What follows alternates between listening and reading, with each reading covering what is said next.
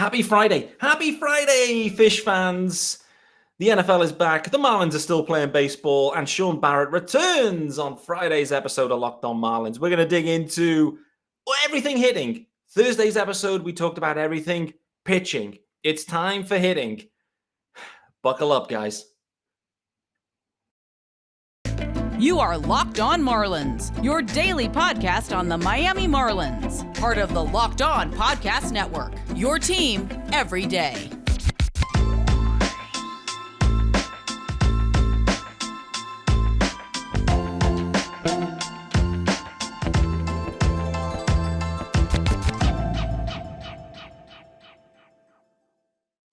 Greetings from England and welcome to Locked On Marlins, the Friday edition. I hope everyone is doing well and pumped for the weekend.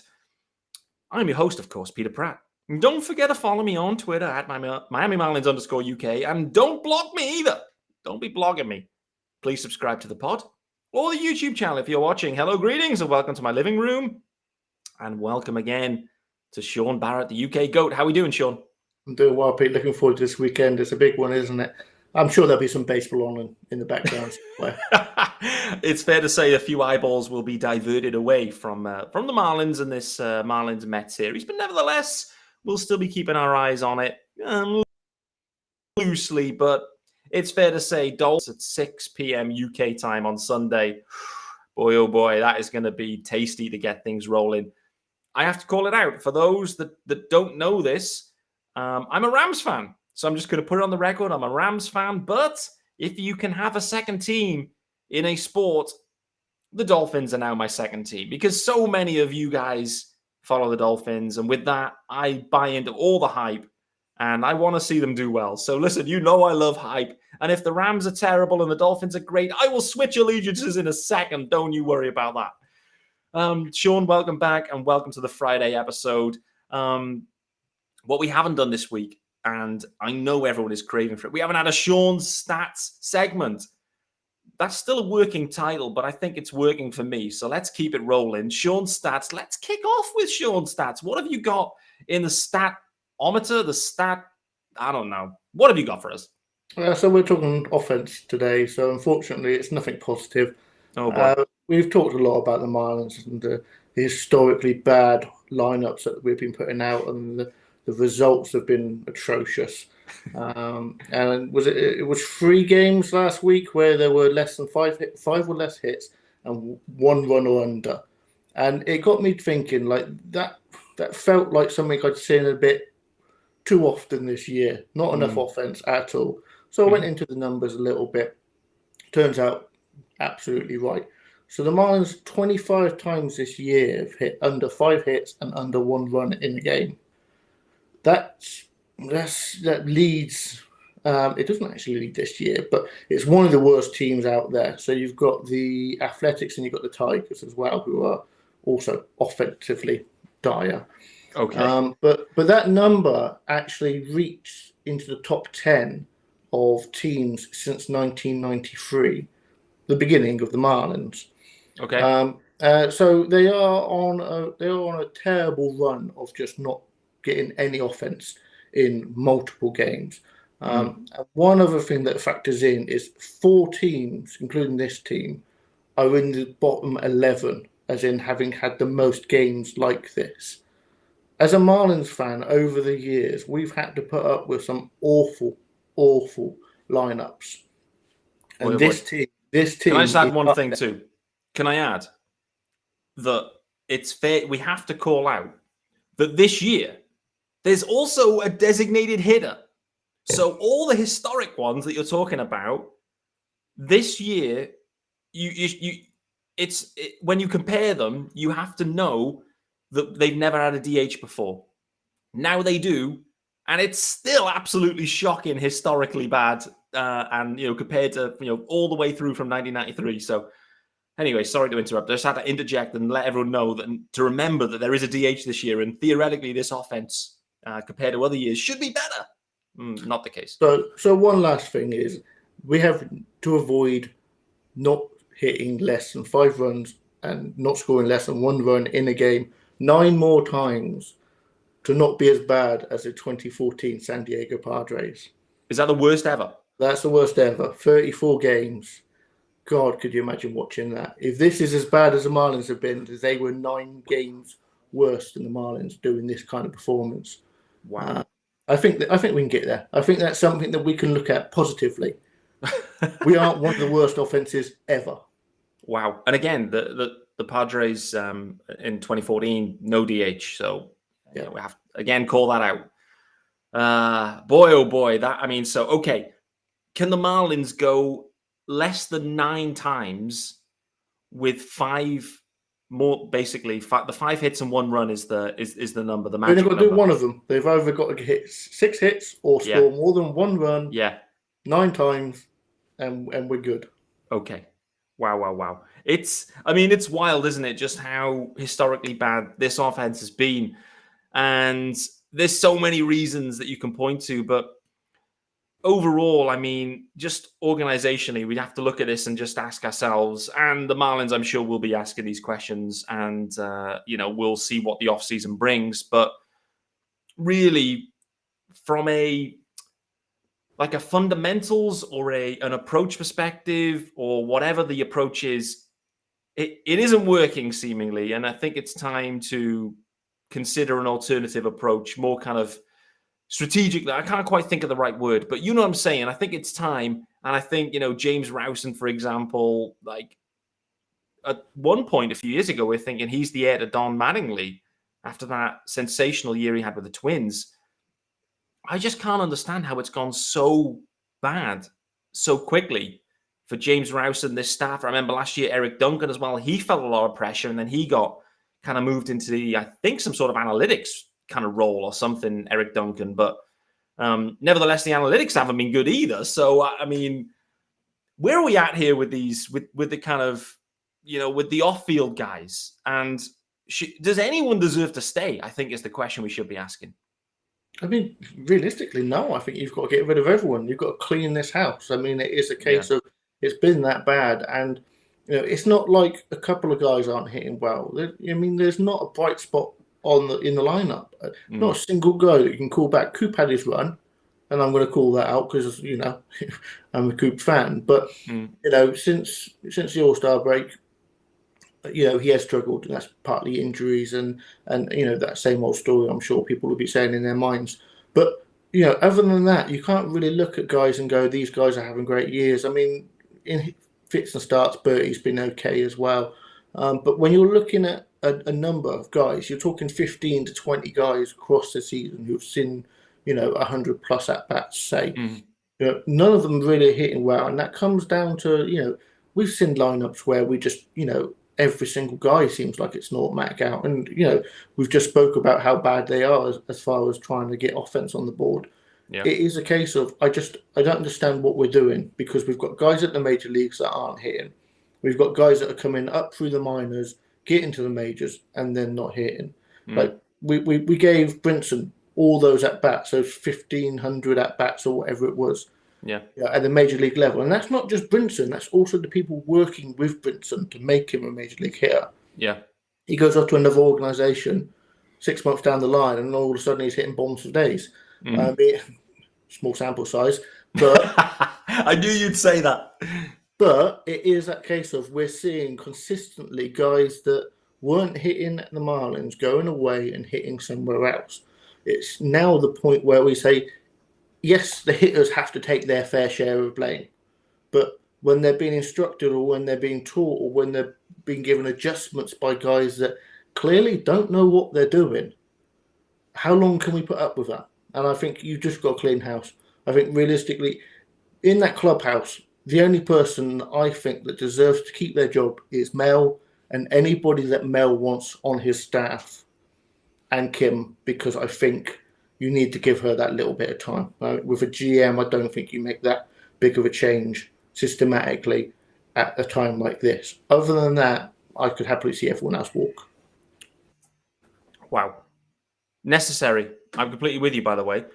The other thing, for me, you make a great point. So I let's bring this to life looking at Jorge Alfaro. And I think in some ways, this really helps to shine a light on everything for me. So if you haven't looked at Jorge Alfaro's stats year on year, at this point, hit pause, open them up, and go and have a look at the same time. And you can see what I'm seeing. Okay? So when you open up Alfaro's stats, you see the year before that he was traded to the Marlins and he was playing at the major league level for the Phils, he had 350 give or take at bats, and he had an OPS plus of 95. Okay? He never reached that mark again with the Marlins. So actually in his first year with the Marlins, it was 93, the OPS plus. Then it was 68, then it was 69. Tailed off heavily. He's now got a career high OPS plus with the Padres of 96 at the major league level. Actually, no. In a small sample size with the Phils, it was 127 in 2017. So basically what we've seen with Alfaro is with the Phils, he's raking comparative to catching as well. Then he comes to the Marlins, has an okay start, and then really tails off rapidly. Then he's traded for a bucket of balls. Then he goes back to what he was doing at the Phils. The Marlins made him worse. The Marlins made Alfaro terrible. He was great with the Phils, great with the Padres, and the gap in between, terrible. To me, that just sums it up. And Alfaro, for me, is the perfect use case. It's the perfect case study of what's wrong with the fish, where they somehow make hitters worse, and then they go away to other organizations, and they just go back to themselves or improve and go to a level they've never been before. It's wild.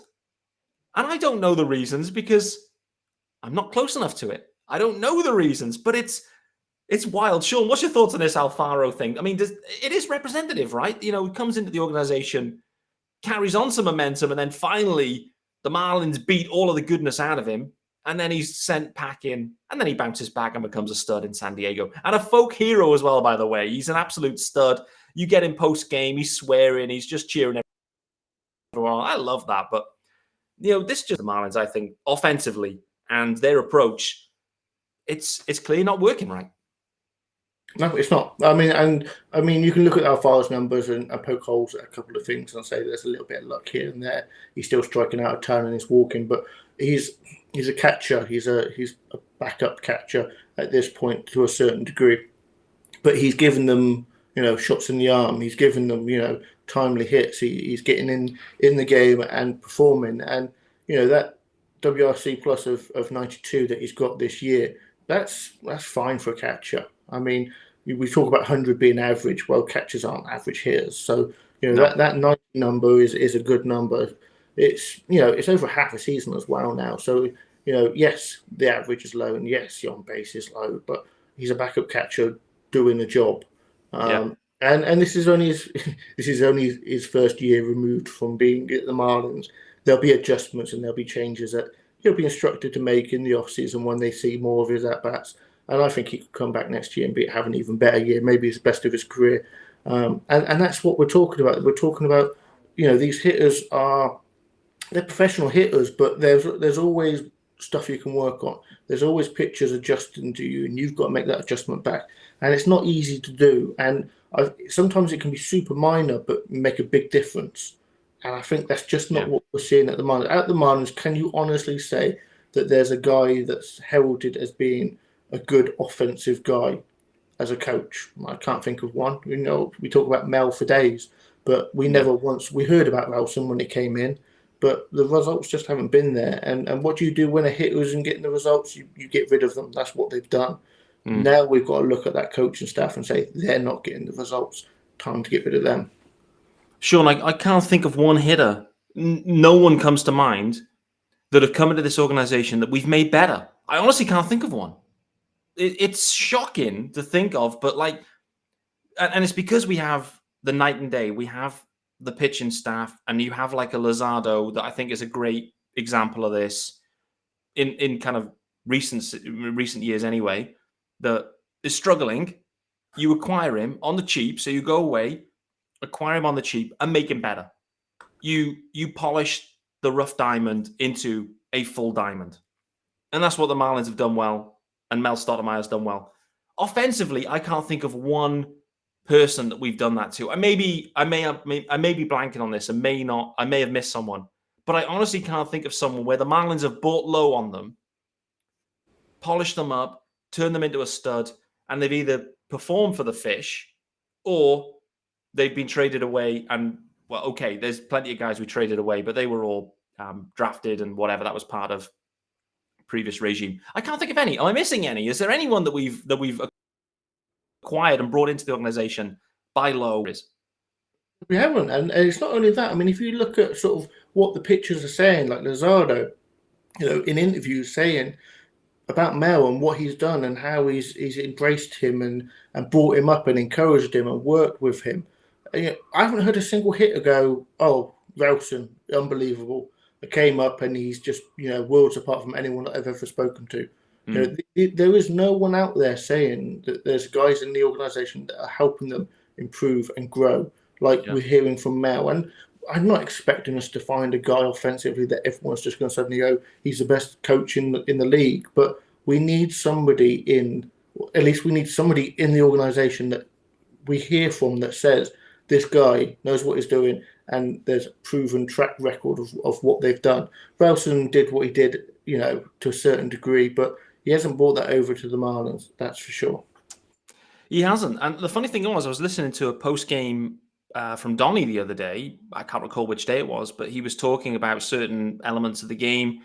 And it's funny, right? Because you can hear through when Donnie speaks, he knows exactly the situation from an offensive and hitting perspective. He knows. He still speaks about it going, okay, yeah, he was in that count. He should be looking for this, should be looking for that. And, again, you're thinking, how can Don Mattingly be manager for this long with the talent, the knowledge that he has, and to not polish anyone and make anyone better seemingly? And, it's a tough game. Listen, the pitching's insane and rah, but other clubs are doing it.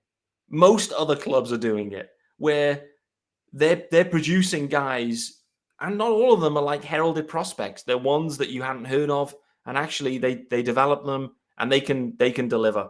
Much like for me with the Bravos, I keep pointing to them, but it's a really good use case. But Vaughn Grissom, he's an 11th round pick, and next thing is he's jettisoned in from AA.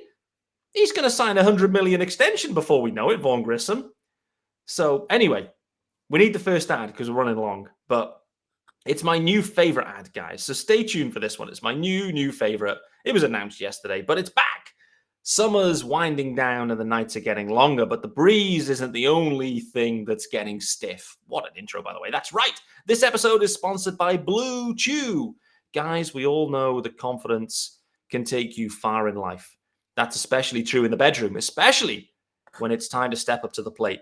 That's where Blue Chew comes in. Blue Chew is a unique online service that delivers the same active ingredients as Viagra, but in chewable tablets and at a fraction of the cost. You can take them anytime, day or night, so you can plan ahead or be ready whenever an opportunity arises. The process is simple.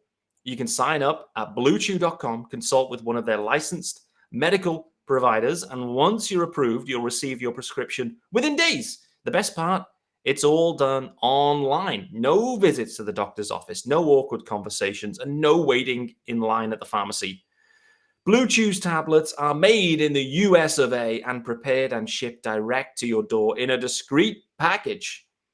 So, if you can benefit from extra confidence when it's time to perform, chew it and do it. And you've got a special deal for our listeners. Try Blue Chew free when you use our promo code LOCKEDON at checkout. Just pay $5 for shipping. That's bluechew.com. Promo code LOCKEDON to receive your first month free. Visit bluechew.com for more details and important safety information. And we thank Blue Chew for sponsoring the podcast. Absolutely love that ad. Sensational. Makes me want to purchase. But anyway, still need to work out do they ship here. Still need to work out if I require it. Anyway, let's move on. Shaun, I want to talk about Peyton Burdick. We're talking about hitters, guys we've had a look at. I think it's right to talk about Burdick, who was optioned back down to AAA Avi Garcia finally was relinquished from his rehab start. It was the longest rehab start for a hamstring strain I've ever seen in my life. I can't think of anyone that was longer. Nevertheless, let's not talk about Avi. Let's talk about Peyton Burdick. What's your impression of him? After it's a relatively small sample size, yes, sir. But early indications from you. Do you think there's a regular major league player there from what you've seen? See, that's the thing. That's what I've been thinking about as far as Burdick is. If we penciled him in as the starter next year, or even if we just penciled him in on the 26-man roster, do we feel confident or comfortable with that? And the answer has to be no. Yeah. I just don't see that we've seen enough at the minor league level. He's always been a little bit older than the competition. I mean, he's going to be 26 going into next year. Yeah. I mean, he's just a year and a half younger than Sandy, and look at the difference of the sample sizes we've seen at the major league level. There was just no way that, I mean, I know that's apples to oranges, but my point being is he's a 26-year-old player who's going into next year, if he doesn't come back up, with under 100 plate appearances. And he's got options. He's got years. I mean, it is a case of, it's not a case that he's going to go anywhere anytime soon unless there's a trade for him. But my point is, I just don't see any scenario where we go into next year ramping up and getting excited for the fact that Burdick is in that opening day lineup. There can't be. I mean, you can't get excited by someone who comes up as, 9 on 100 plate appearances, hits 170, 2 bombs, 50. If that's what the Marlins roll with for opening day, then let's just call it 2023 as well. We may as well. And I don't want to knock the guy, but the Marlins have to shoot higher than that. They have to. They have to have. And it's fine for him to be sitting there at AAA working on his game. But to your point, he's getting on. The early sample has not been overly positive.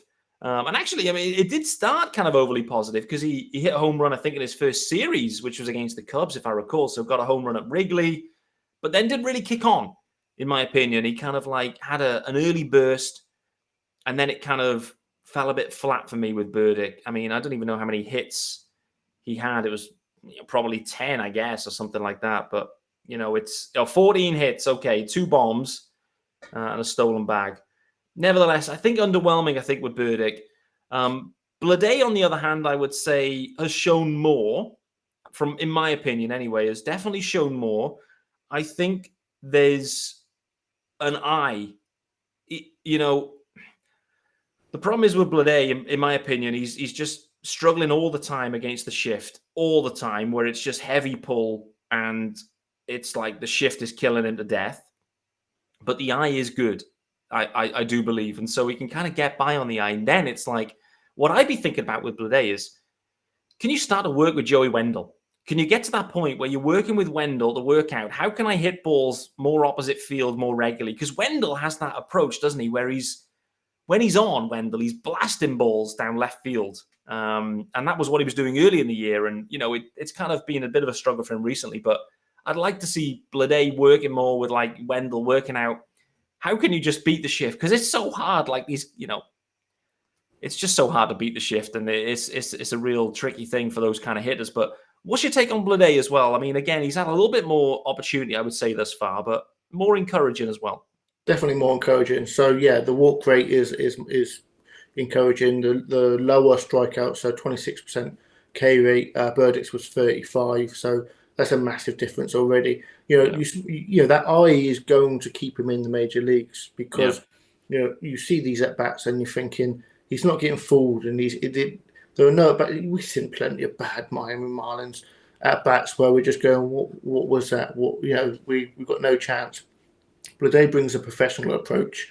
And hitting major league pitching is not easy. And Bleday, and I've mentioned this many times before, the idea that lost season, that probably hurt him a lot more than it did other people because he was new to the organization, had that that first stint in pro ball, and then the next season there was no season. And then all of a sudden he's getting a little bit on, and he's got to go up to Double A and got to go up to Triple A.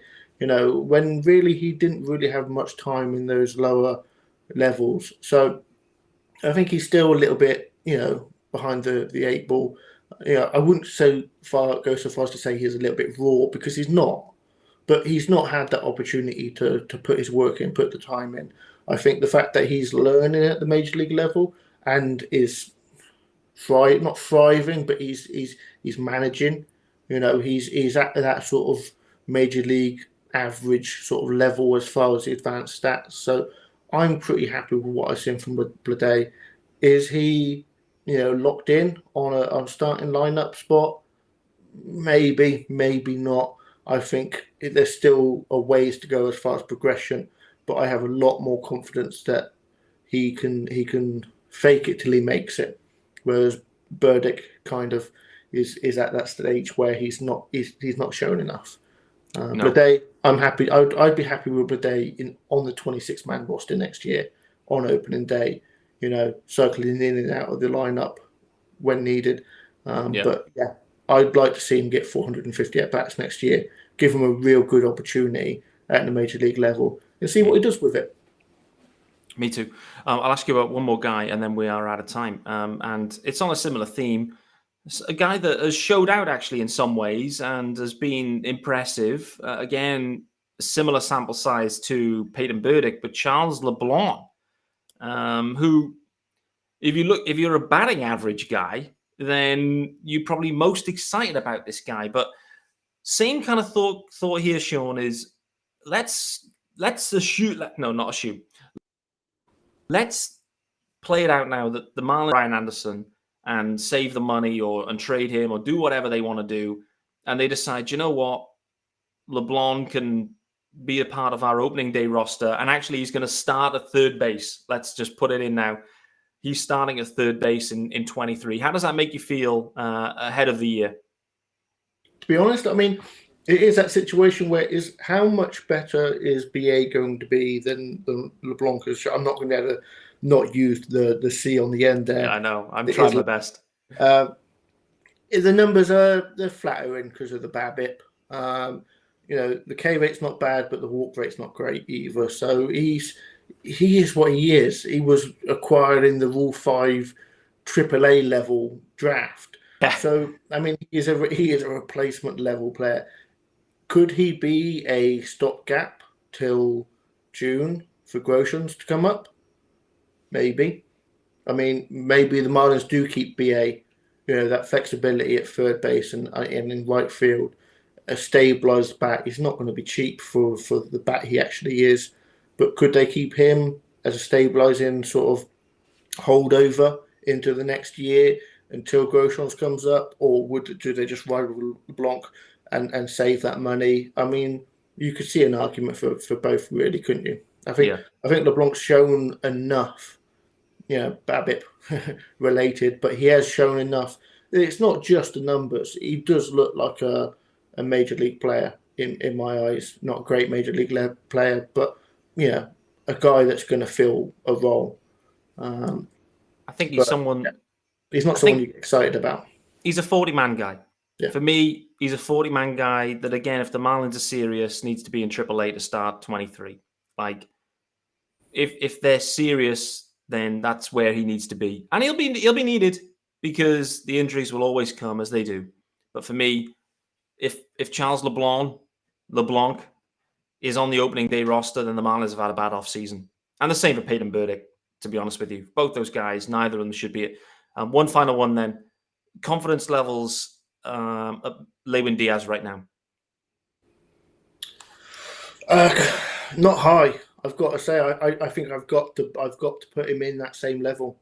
Yeah, that guy that is a quasi 40 man that you just, if he's at the major league level, you're not competing, are you?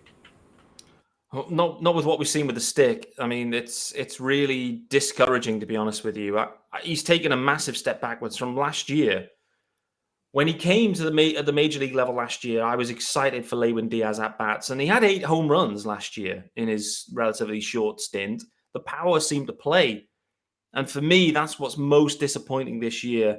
is, 29 ABs, just 1 home run for Lewin Diaz. So, the stick isn't playing, and that's a real bad sign. We can talk about the glove all we want, but, again, you just can't have a glove first baseman. Like, we just can't. And, I think time, unfortunately, is really ticking for Lewin. And this will be the end for him with the Marlins at the end of this period. And actually, that may be true with Jesus Sanchez as well. So we're going to get a quite big roster turnover here, it feels, because some of these guys, they've come up, they haven't performed, and you have to move on. Go ahead. I look forward to them all hitting very well for the Baltimore Orioles in September next year. Yeah, absolutely. I mean, this is the really worrying thing, going back to where we started in many ways, where take these guys out of this organization and the approach and the philosophy. That's the word I was thinking about earlier. The philosophy of offense and hitting. Take them out of this environment, drop them into another one. And it's not just a philosophy, it's a situation too, where, you drop these guys and they're hitting 9 in the lineup in a good team. It's a different feeling. You're feeling different versus being in the Marlins and you're scratching runs and you're trying to manufacture and you're trying to be the guy and all that, all the pressure that comes with that. And in some ways, Lewis Brinson always felt that, I think, with his Marlins career. There was a lot of weight he carried on his shoulders.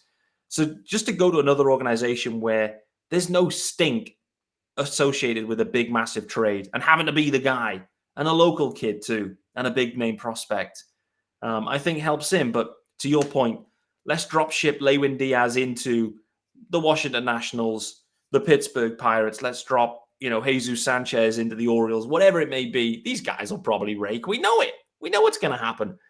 It was wild the other day, the fact that you had Brintz hitting bombs, Yelich hitting bombs, Mags with walk-offs, Alfaro walk-offs, Realmuto with a big play. Like, it was just a Marlins killer day, ex-Marlins just all performing. But nevertheless, Shaun, I think that's a fun, maybe that's the wrong word again, but we have to get into, we spoke about pitching yesterday, we have to get into the offense, and philosophically and coaching-wise, there's a deep-rooted problem within the Marlins organization. And the numbers, in my opinion, tell us that. We see it with players that come in and out of the organization. They start at a level, their level dips, and then it improves as soon as they leave. And to me, that points to not the players themselves overly, but what the coaching staff's doing, what the philosophy is. And clearly it isn't working. And in my opinion, and in yours too, I think, it's time to have a serious change in that approach. Any final news and nuggets or notes you want to get into, or are we rocking and rolling for Friday? Oh, no, I'm all ready for the NFL season now. Yes, sir.